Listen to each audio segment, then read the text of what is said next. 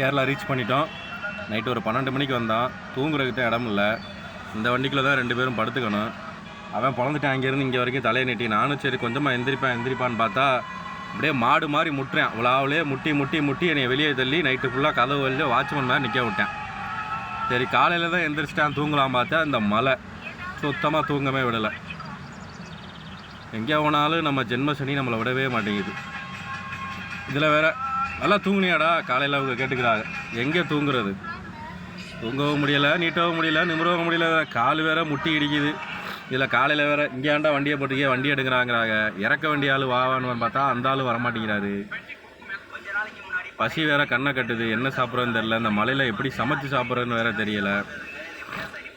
நான் கேரளாவில் தான் இருக்கிறேன். யாராக இருந்தாலும் வந்து ஆட்டோகிராஃப் வாங்கிக்கலாம், ஒன்றும் பிரச்சனை இல்லை. நம்மளோட ஃபேன்ஸ்லாம் இங்கே இருப்பீங்க நிறையா பேர். கமெண்ட்ஸில் வேறு கேட்டுக்கிட்டு இருந்தீங்க எப்போ கேரளா வரீங்கன்னு. வந்துட்டேன், வாங்க எல்லோரும் சந்திப்போம். நான் வந்து கரெக்டாக கொல்லிமலைக்கு பக்கத்தில் நிற்கிறேன்னு நினைக்கிறேன். நீங்கள் வாங்க எல்லோரும் பார்ப்போம். நன்றி.